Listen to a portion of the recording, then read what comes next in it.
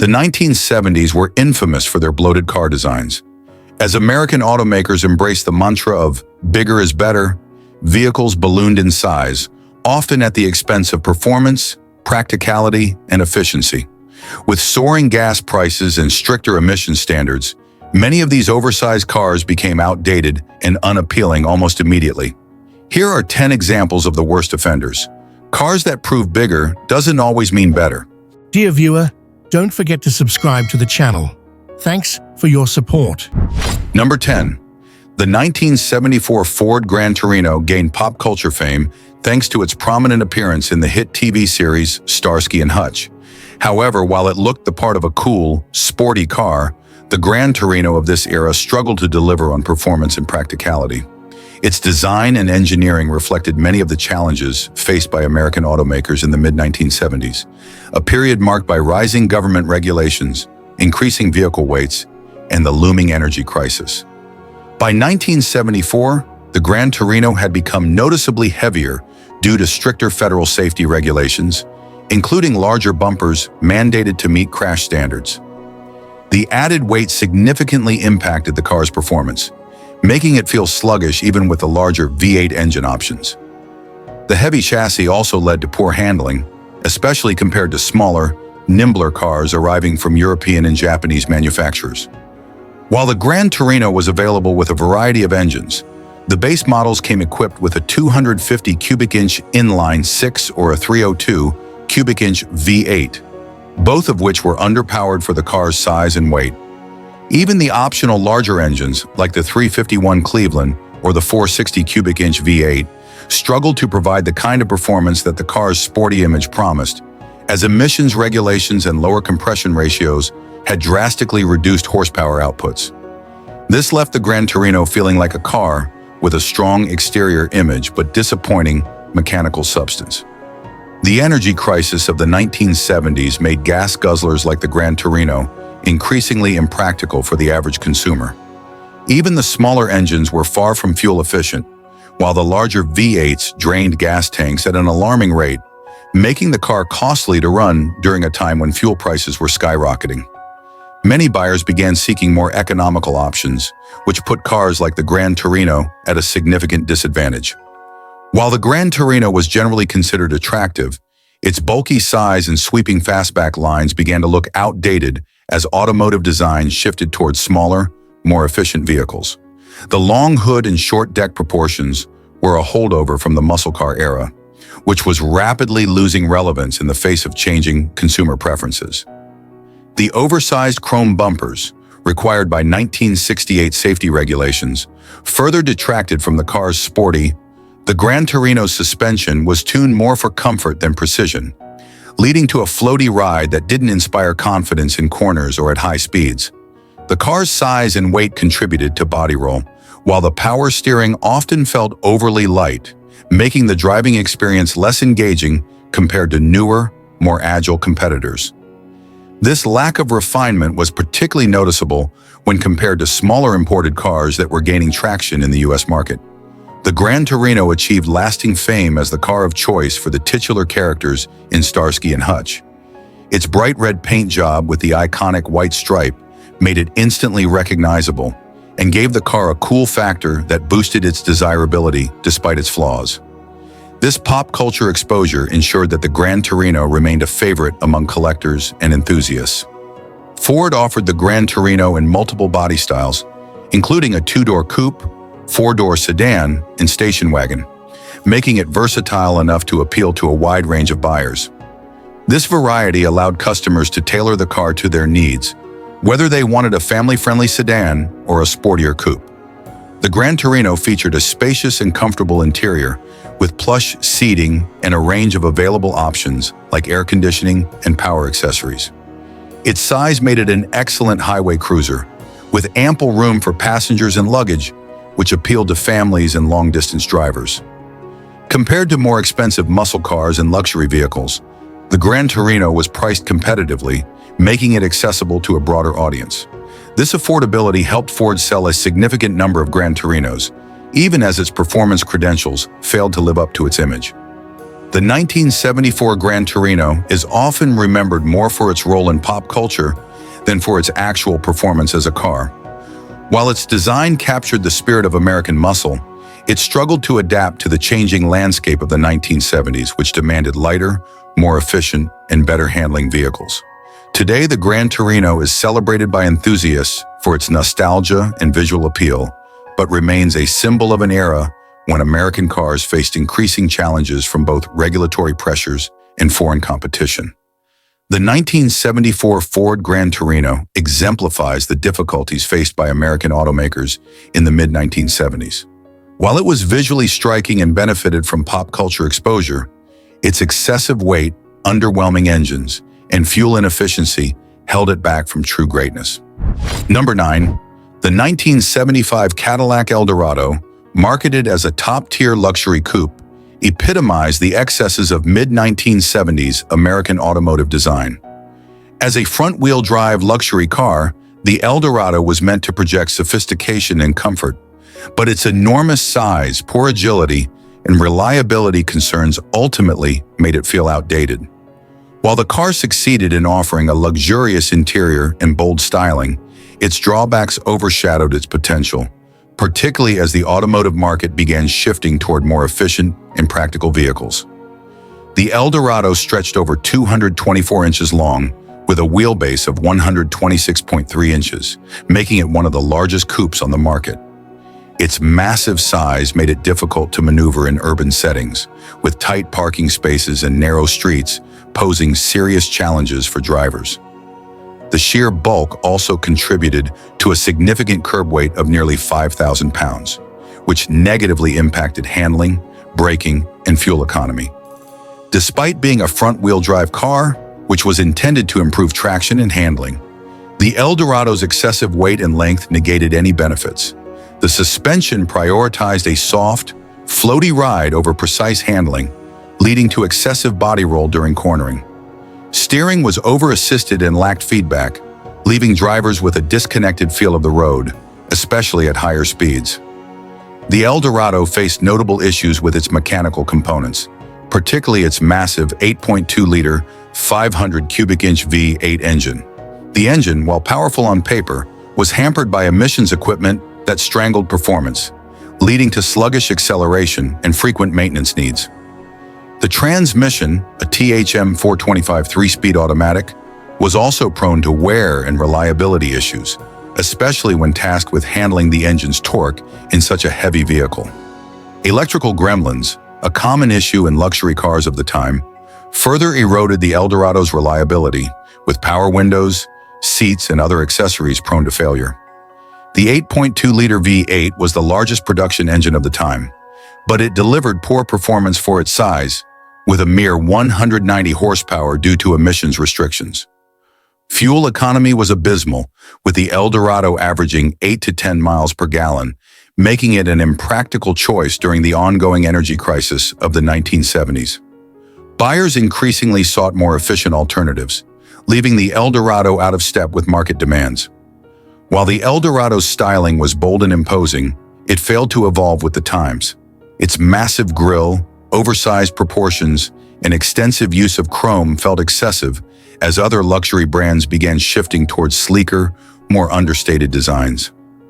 The convertible model, while visually striking, seemed outdated compared to newer, more aerodynamic models from European manufacturers. The El Dorado offered a plush, spacious interior with leather upholstery, wood grain accents, and power-operated accessories, ensuring a high level of comfort for passengers. Cadillac included advanced features for the time, such as automatic climate control, cruise control, and an AM/FM stereo system, which emphasized its luxury credentials. The El Dorado excelled at providing a smooth cushion ride thanks to its soft suspension and front-wheel drive layout. It was ideal for highway cruising, where its size and weight felt less of a drawback. Noise insulation was also excellent, making it one of the quietest cars on the road during its time. The El Dorado's bold, oversized styling gave it an unmistakable road presence, ensuring that it turned heads wherever it went.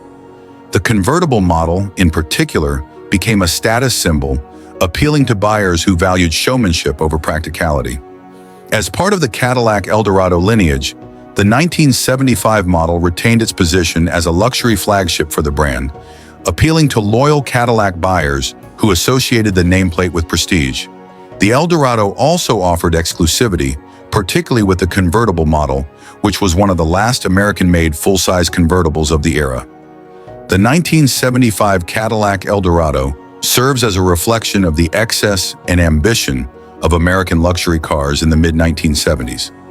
While it excelled in providing comfort and road presence, it was a car out of step with the times, burdened by its massive proportions, poor fuel economy, and mechanical shortcomings. As buyers gravitated toward more efficient and practical vehicles, the El Dorado struggled to remain relevant. Today, the 1975 El Dorado is remembered more for its distinctive style and place in Cadillac's history than for its performance or practicality.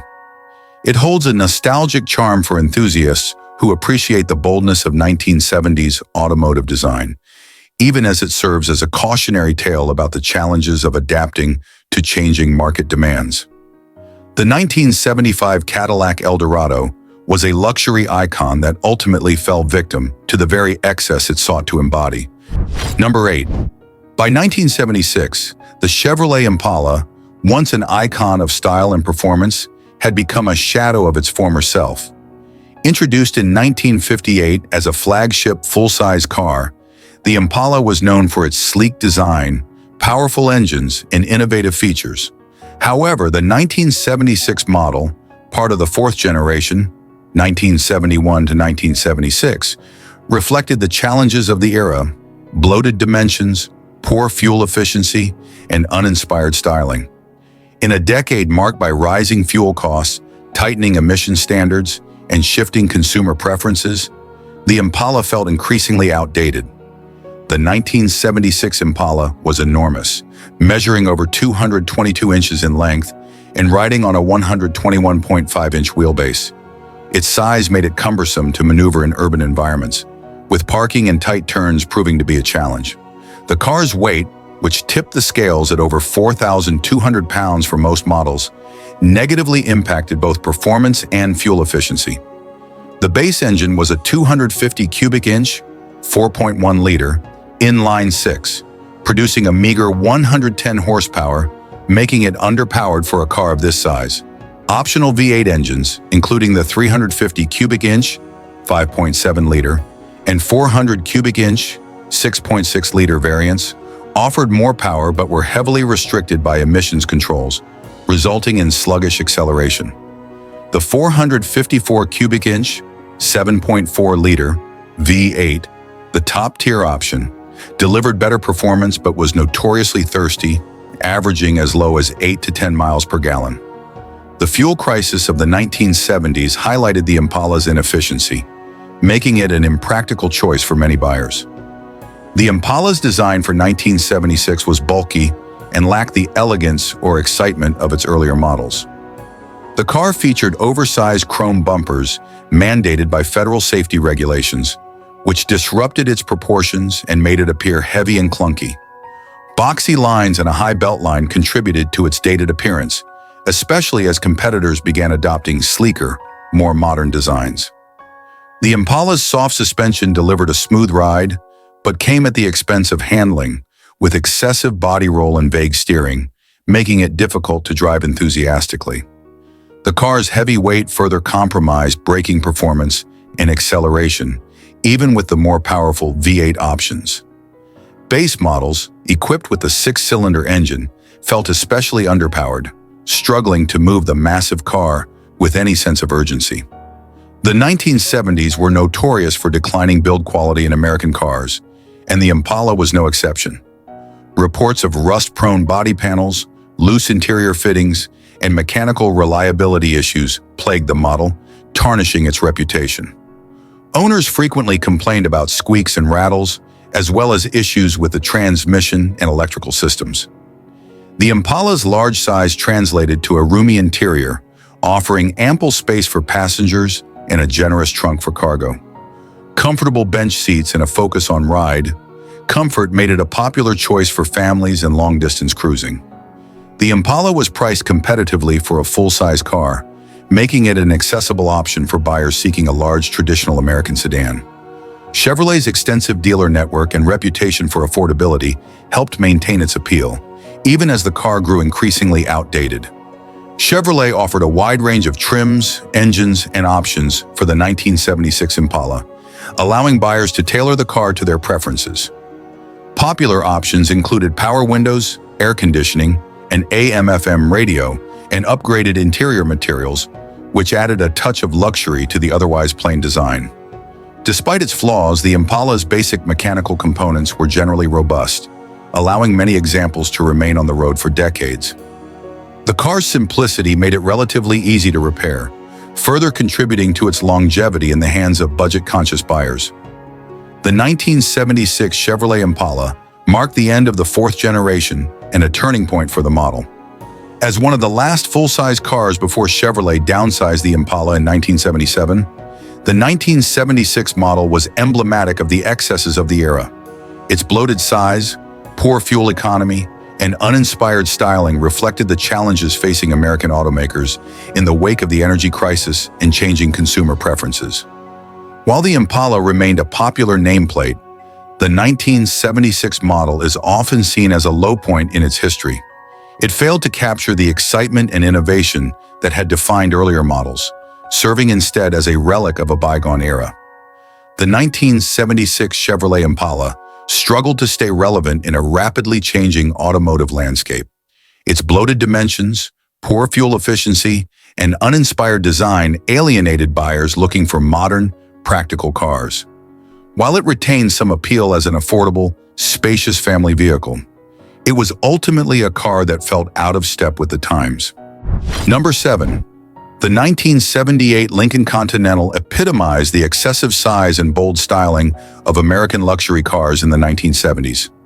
As Lincoln's flagship sedan, it was designed to make a grand impression with its imposing proportions and opulent features. However, by 1978, the Continental's size and outdated design language had become more of a liability than an asset. In an era where consumers increasingly valued efficiency, maneuverability, and modern design, the Lincoln Continental struggled to stay relevant. At 233 inches long and 80 inches wide, the 1978 Continental was one of the largest passenger cars ever produced in the U.S. Its sheer size made parking and maneuvering in urban environments an ordeal, particularly as tighter parking spaces became the norm. The car's enormous turning radius and hefty curb weight, nearly 5,300 pounds, further added to its impracticality. The base engine was a 460 cubic inch 7.5-liter V8 delivering 208 horsepower and 356 pound-feet of torque. While powerful on paper, the engine struggled to move the car's massive weight efficiently. Poor fuel economy was a significant drawback, with the Continental averaging a dismal 8 to 10 miles per gallon, a glaring flaw during a decade marked by rising fuel prices. The engine's performance was further hampered by emissions regulations, which choked power output and increased maintenance complexity. The 1978 Continental styling was essentially a carryover from the early 1970s, with a boxy profile, slab-sided body panels, and an overuse of chrome trim. Its upright grille and long hood gave it an authoritative look, but the design lacked the sleekness and modernity that European luxury competitors were beginning to showcase. The opera windows and vinyl roof, while considered luxurious at the time, came across as dated and excessive by the late 1970s. The Continental's soft suspension, while excellent for absorbing road imperfections, resulted in excessive body roll and poor handling. Steering was vague and over-assisted, making it difficult to control the car with precision, particularly at higher speeds or during quick maneuvers. The car's braking performance was also subpar, with its weight and outdated drum brakes on the rear wheels struggling to provide adequate stopping power. By 1978, the Continental felt technologically stagnant compared to its rivals. Features like anti-lock brakes, advanced climate control systems, and fuel-saving innovations were absent or rudimentary. The interior, though luxurious, relied heavily on old-fashioned materials like faux wood trim and button-tufted leather seats, which felt out of sync with modern tastes. The Continental's suspension and sound insulation, provided a remarkably smooth and quiet ride, making it a favorite for long-distance travel. Its interior was spacious, with plush seating that could accommodate 6 adults comfortably, thanks to the car's immense size. Standard luxury features included power windows, a power-adjustable driver's seat, automatic climate control, and an AM/FM stereo. For buyers seeking a car that made a statement, the Continental delivered. Its massive size and distinctive styling ensured it turned heads wherever it went.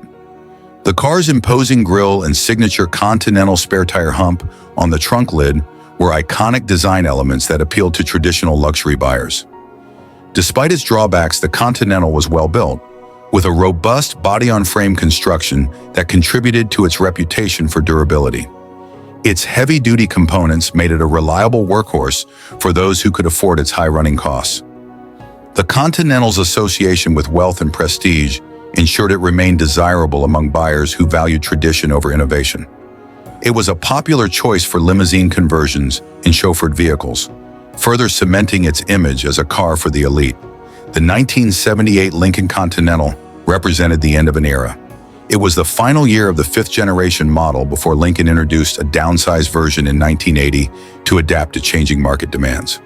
While it remained a symbol of American luxury, the Continental's bloated proportions, poor fuel efficiency, and outdated design highlighted the struggles of domestic automakers to evolve during the energy crisis and the rise of more agile European competitors.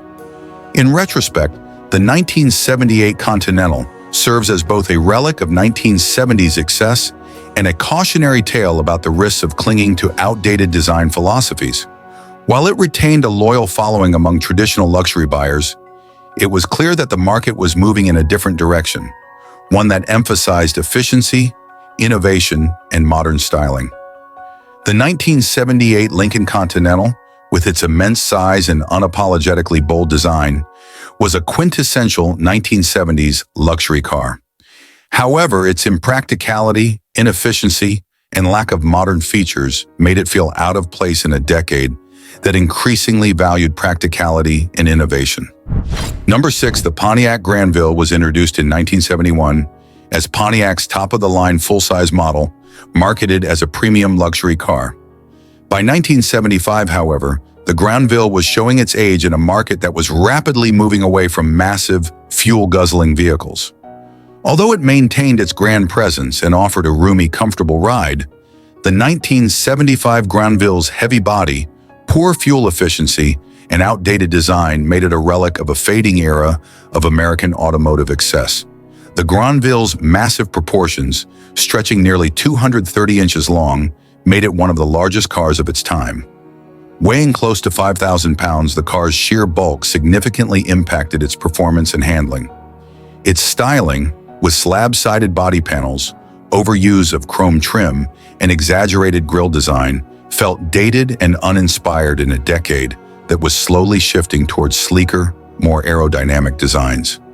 Equipped with large displacement V8 engines, ranging from the standard 400 cubic inch 6.6-liter V8 to an optional 455 cubic inch 7.5-liter V8, the Grandville was woefully inefficient.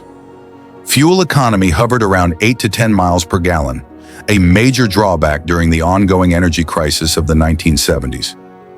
The heavyweight and emissions control equipment further hampered engine performance, making the car feel sluggish despite its large engines. Despite its powerful-sounding engine options, the Grandville delivered underwhelming acceleration due to its weight and restrictive emissions equipment. Handling was cumbersome, with soft suspension that prioritized ride comfort at the expense of driving dynamics. Steering was vague and over-assisted, making the car feel disconnected from the road and difficult to maneuver in tight spaces. The Grandville's design, carried over with minor updates from earlier models, lacked the innovation and modernity of emerging competitors. Inside, the car featured an abundance of faux wood trim and vinyl upholstery, which felt more like an obligation to tradition than an appeal to modern luxury tastes. The dashboard layout and instrumentation were basic, offering little to excite buyers in search of advanced technology or convenience features. By 1975, Full-size sedans like the Grandville were falling out of favor as consumers sought smaller, more efficient vehicles in response to rising gas prices. The Grandville's hefty price tag placed it in competition with luxury cars that offered more prestige or innovative features, further diminishing its appeal. The Grandville offered an expansive cabin with enough room to seat 6 adults comfortably. Its wide bench seats were plush and supportive, providing a luxurious feel during long-distance drives. The car's soft suspension system soaked up bumps and road imperfections, delivering a cloud-like ride quality that appealed to buyers seeking comfort above all else. The Grandville's large size and bold styling ensured it made a strong visual statement, appealing to buyers who wanted a car that exuded presence and authority. Features like the distinctive split grille and optional convertible top gave the car a touch of individuality in Pontiac's lineup. Even in base form, the Grandville came with a host of standard features, including power windows, power steering, and air conditioning, which were considered premium amenities at the time. Optional upgrades, such as an 8-track stereo and power-adjustable seats, allowed buyers to further enhance their comfort and entertainment experience. The 1975 model marked the end of the Pontiac Grandville, as it was discontinued after that year and replaced by the Bonneville as Pontiac's flagship model in 1976. This was part of a broader industry trend of downsizing and consolidating full-size car lineups to adapt to changing consumer demands. While the Grandville had once represented the pinnacle of Pontiac luxury, by 1975, it had become emblematic of an outdated era. Today, the Grandville is remembered as a relic of the land yacht era, an oversized, gas-guzzling cruiser that prioritized comfort and presence over practicality and innovation. Though it retains a niche appeal among collectors who appreciate its imposing size and 1970s aesthetic, it serves as a reminder of the challenges faced by American automakers in adapting to the rapidly changing automotive landscape of the mid-1970s. The 1975 Pontiac Grandville was a car that reflected the excesses of its time, but failed to adapt to the changing priorities of the automotive market. With its massive size, poor fuel economy, and outdated design, the Grandville struggled to remain relevant in an era when consumers began prioritizing efficiency, innovation, and modern styling. While it excelled in comfort and luxury features, it ultimately represented the twilight of the American land yacht era, bowing out as the industry began to shift towards smaller, more practical vehicles. Number 5. The Buick Electra had long been a hallmark of Buick's full-size luxury lineup, offering a combination of comfort, prestige, and space. By 1972, however, the Electra's massive size, dated styling, and uninspiring performance placed it at odds with changing consumer expectations. While it still excelled in interior comfort, its unwieldy road manners and bland design left it struggling to stand out in a highly competitive luxury car market. The 1972 Electra was a true land yacht, stretching over 225 inches in length and weighing more than 4,500 pounds. Its sheer size made it difficult to maneuver in urban environments, with parking and tight turns presenting constant challenges. The car's excessive weight negatively impacted its performance, handling, and fuel economy, leaving drivers with a vehicle that felt ponderous and unwieldy on the road. The Electra's design was boxy and uninspired, with heavy use of chrome trim and large flat body panels that lacked any real visual excitement. While the boat-tail styling of Buick's Riviera sibling was bold and controversial, the Electra played it safe, making it appear outdated even by 1972 standards. The grille design and rear-end styling were conservative, failing to set the car apart from other full-size sedans of the era. Despite being equipped with a 455 cubic inch 7.5-liter V8 engine, the Electra's performance was hampered by its weight and emissions restrictions.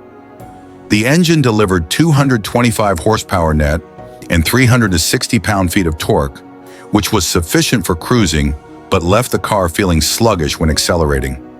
A soft suspension setup prioritized comfort but resulted in excessive body roll and poor handling, making the car feel disconnected from the road.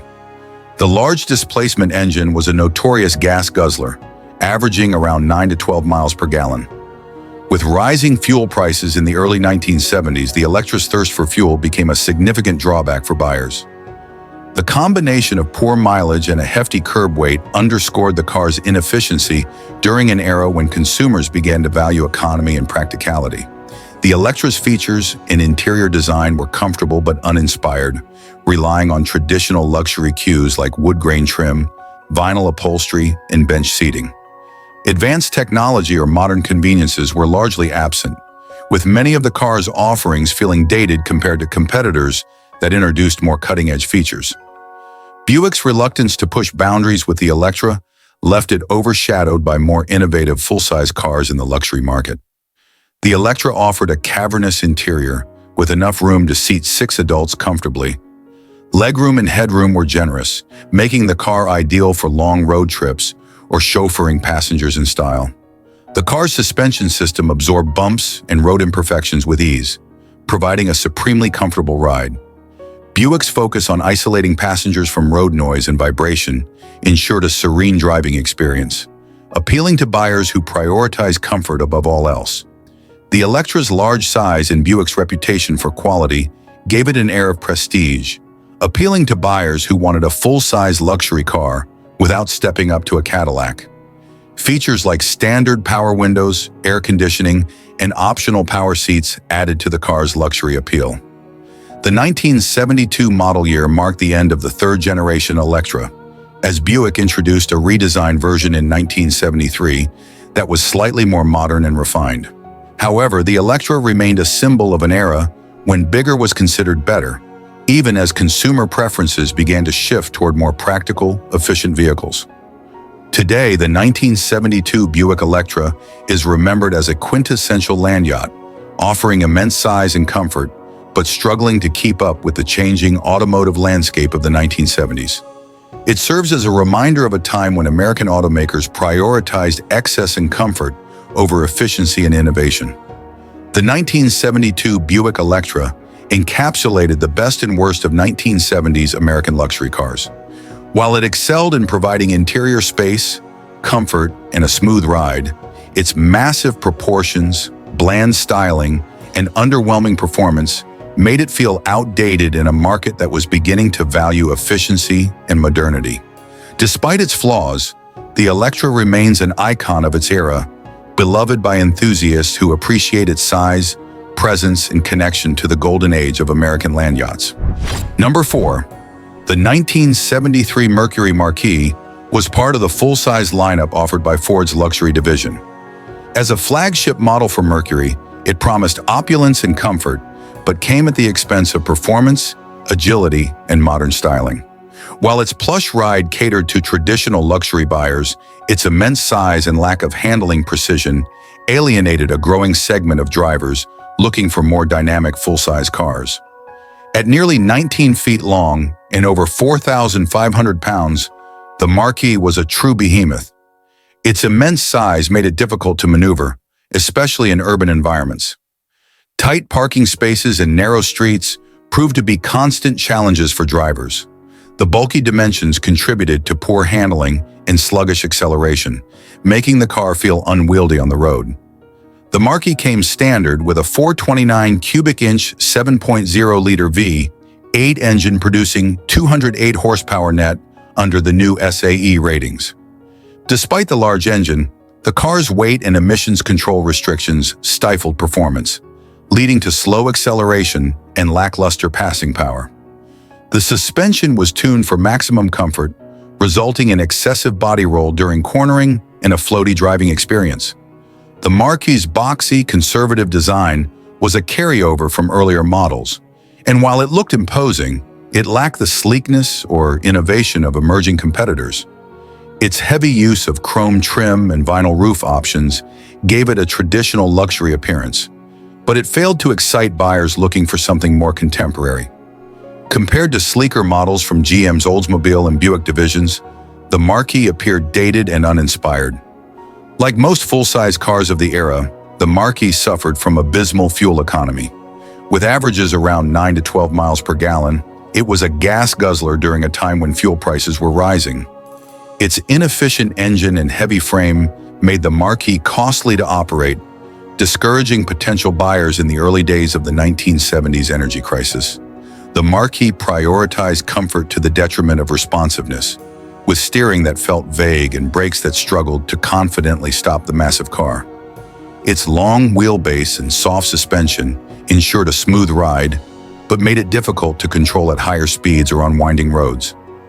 The Marquee excelled in delivering a cushy ride, isolating passengers from road imperfections with its soft suspension and quiet cabin. The seats were plush and spacious, making the car ideal for long highway cruises. Mercury equipped the Marquee with a well-appointed interior that included standard features like power windows, air conditioning, and optional leather upholstery. The cabin offered ample space for passengers, with generous legroom and headroom for all occupants. High-quality materials, wood grain trim, and optional extras like power-adjustable seats gave the car an air of luxury.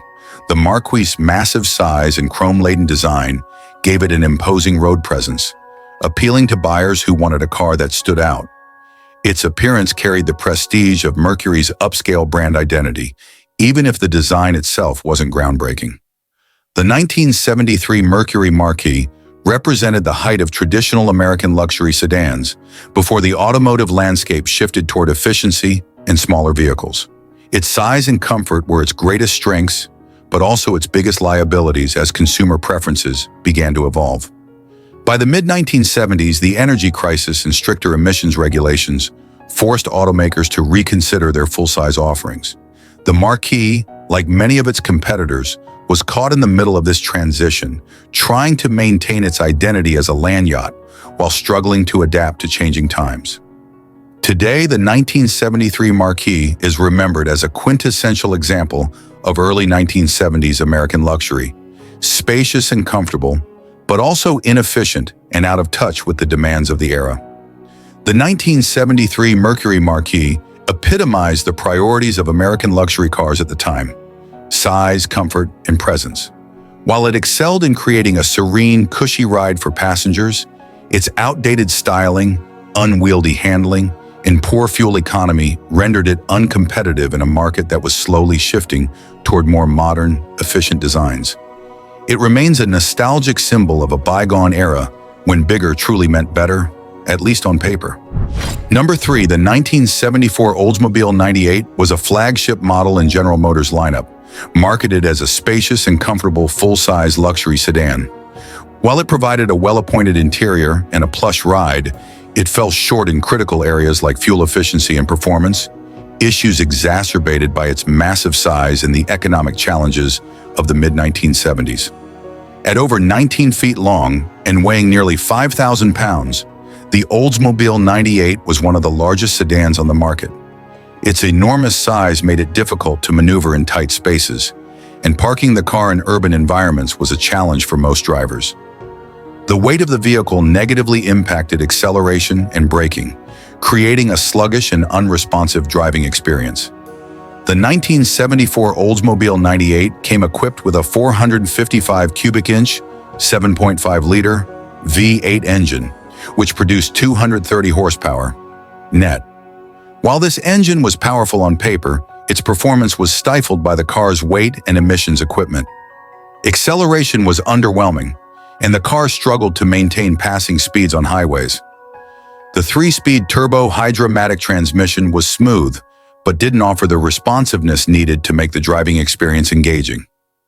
With the OPEC oil crisis in full swing by 1974, the Oldsmobile 98's dismal fuel economy became a significant drawback. The car averaged between 8 to 12 miles per gallon, making it an expensive choice to operate. As fuel prices skyrocketed, buyers increasingly turned to smaller, more efficient vehicles, leaving large sedans like the Oldsmobile 98 struggling to remain relevant. The 1974 model year brought minor cosmetic updates, but the overall design remained largely unchanged from previous years. Its boxy, slab-sided appearance and heavy use of chrome trim gave it a dated look that lacked the modern flair seen in competitors like Chrysler or Cadillac. While the car's imposing size gave it road presence, it also contributed to its perception as outdated and excessive. The Oldsmobile 98's soft suspension provided a comfortable ride, but came at the expense of handling. The car suffered from significant body roll during cornering and lacked the precision needed for confident driving. Its steering was vague, and braking distances were long, further reducing the sense of control behind the wheel.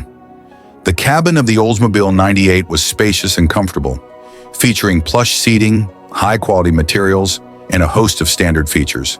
Options included leather upholstery, wood grain trim, power-adjustable seats, climate control, and a premium sound system. The car's interior offered a serene and insulated environment, ideal for long highway trips. The 98 excelled in ride comfort, with its soft suspension and extensive soundproofing, ensuring that passengers remained isolated from road noise and vibrations. It was a car designed for cruising, prioritizing passenger comfort over driver engagement. As the top-tier model in Oldsmobile's lineup, the 98 carried an air of prestige, appealing to buyers who wanted a full-size luxury car without stepping into Cadillac territory. Its massive size and chrome accents gave it a commanding presence. Even if the design was dated, the 1974 Oldsmobile 98 was a product of its time, embodying the priorities of American luxury cars in the 1970s, early 1970s: size, comfort, and opulence. However, it also highlighted the challenges facing full-size sedans in the wake of the energy crisis. Its poor fuel economy and sluggish performance made it a tough sell as consumer preferences began to shift toward more efficient and agile vehicles. While the 98 remained a popular model for Oldsmobile, it symbolized the excesses of the era, a reminder of a time when bigger was considered better, until economic realities forced a change in priorities. The 1974 Oldsmobile 98 delivered on luxury and comfort, but faltered in areas that became increasingly important during the 1970s: performance, efficiency, and modern styling. Its outdated design and inefficient operation placed it at odds with changing consumer demands, leaving it as a relic of a bygone era of American automotive excess. Number 2. The 1978 Chevrolet Caprice represented the tail end of the massive, traditional American sedans that had been the cornerstone of Chevrolet's lineup for decades. While the Caprice was one of the best-selling full-size cars of its time, it began to show its age as consumer preferences shifted towards smaller, more efficient vehicles. Oversized and underwhelming, the 1978 Caprice failed to stand out, embodying a sense of mediocrity in an era of change. The 1978 Caprice carried over styling from the 1977 redesign, which had downsized the model compared to earlier years. However, even with reduced dimensions, it still felt oversized and bulky compared to emerging competition from Europe and Japan. Its boxy, uninspired design lacked the sleekness and sophistication that other manufacturers were beginning to introduce. Excessive use of chrome trim, coupled with slab-sided body panels, gave it a dated appearance, more fitting for the early 1970s than the approaching 1980s. The base engine was a 250 cubic inch inline-six, producing a mere 110 horsepower. Optional V8 engines included a 305 cubic inch 145 horsepower and a 350 cubic inch 170 horsepower variant, but even these lacked the power to move the Caprice's hefty frame with any sense of urgency. Acceleration was sluggish, and highway passing required patience, making the Caprice feel underpowered compared to smaller, more agile rivals. The outdated 3-speed turbo-hydromatic automatic transmission, while reliable, contributed to lethargic performance and uninspiring driving dynamics. Despite being downsized from earlier models, the 1978 Caprice still struggled with fuel efficiency. The inline-six returned around 18 miles per gallon on the highway, while the V8 options averaged between 10 and 15 miles per gallon. A poor showing as fuel prices remained a concern for consumers. Competitors like the Toyota Crown and smaller domestic sedans offered far better efficiency, making the Caprice feel out of step with market demands. The Caprice was designed for comfort rather than precision, resulting in a soft suspension that caused excessive body roll during cornering. Steering was vague and unresponsive, and the car felt floaty at higher speeds, reducing driver confidence. Braking performance was also subpar, with long stopping distances that further highlighted the car's lack of agility. The late 1970s were not a high point for General Motors in terms of build quality, and the Caprice was no exception. Owners frequently reported issues with rust, especially in northern climates where road salt was used. Interior materials, including vinyl upholstery and plastic trim, were prone to wear and tear, making the car feel cheap despite its full-size aspirations. The Caprice offered plenty of room for passengers, with ample legroom and headroom in both the front and rear seats. The seats were plush and well-cushioned, making the car ideal for long road trips. Soundproofing was excellent, ensuring a quiet and insulated ride. The Caprice's starting price of around $5,000 made it an attractive option for budget-conscious buyers who wanted a full-size sedan. While it lacked refinement, its affordability ensured strong sales, particularly among fleet buyers and families. The Caprice's simple mechanicals and proven engines were known for their durability. With proper maintenance, many examples lasted well into the 1980s, cementing its reputation as a reliable workhorse. The 1978 Chevrolet Caprice was a car built for a market that was rapidly disappearing. While it sold well thanks to its affordability and practicality, it failed to capture the excitement or innovation that consumers increasingly expected from their vehicles. It became synonymous with mediocrity, a utilitarian choice that lacked personality or ambition. As the automotive industry moved into the 1980s, Chevrolet would eventually downsize the Caprice further and focus on improving efficiency and performance. The 1978 model, however, remained a reminder of the transitional period when American full-size sedans struggled to stay relevant. The 1978 Chevrolet Caprice was emblematic of an era when big cars were no longer in vogue. Its underwhelming performance, dated design, and poor fuel efficiency highlighted its inability to adapt to changing consumer preferences. While it delivered on space and comfort, its mediocrity in nearly every other area ensured that it was a car remembered more for what it represented than for what it achieved. Number 1. The 1979 Ford LTD was the swan song of Ford's traditional full-size sedans before the downsizing trend took full effect in the 1980s. While the LTD had been a popular model in the 1970s, by 1979, it was clear the formula was becoming outdated. Its sheer size, uninspired performance, and cumbersome handling made it a relic of an era that was rapidly losing relevance. The 1979 LTD was among the last of the big-bodied Ford sedans, built on the Panther platform, which was shared with other full-size Ford vehicles. Despite being slightly smaller than its predecessors, it still felt enormous compared to the growing trend of smaller, more efficient cars. The squared-off, boxy design lacked elegance or innovation, making it look utilitarian rather than luxurious. The oversized dimensions made it challenging to maneuver in tight spaces, a growing concern for urban drivers. The base engine was a 4.9-liter, 302 cubic inch V8, producing around 140 horsepower, which was inadequate for a car of this size and weight. Optional engines included a 5.8-liter V8, 351 cubic inch, V8 and a 6.6-liter, 400 cubic inch, V8, but these only marginally improved performance while further reducing fuel economy. Acceleration was sluggish, and the car struggled to deliver a sense of power or responsiveness, especially when fully loaded with passengers.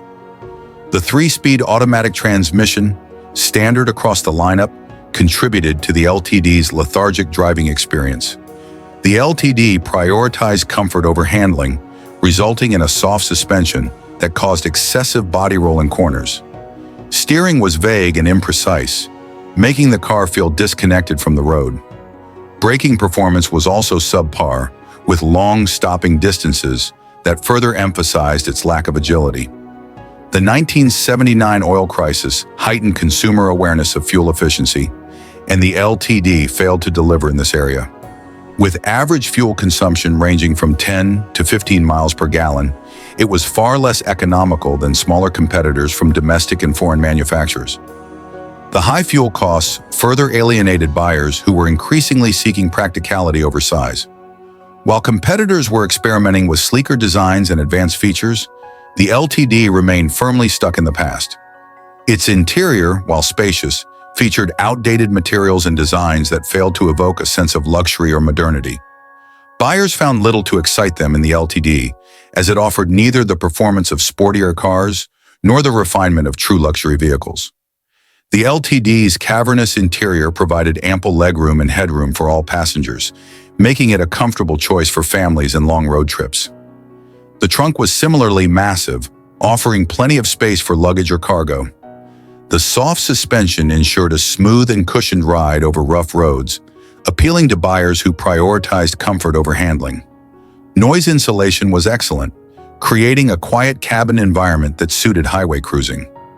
With a base price starting around $5,000, the LTD remained accessible to middle-class buyers, making it a popular choice despite its flaws. The LTD's simple, robust mechanicals ensured reliability, and many examples remained on the road for years after their production.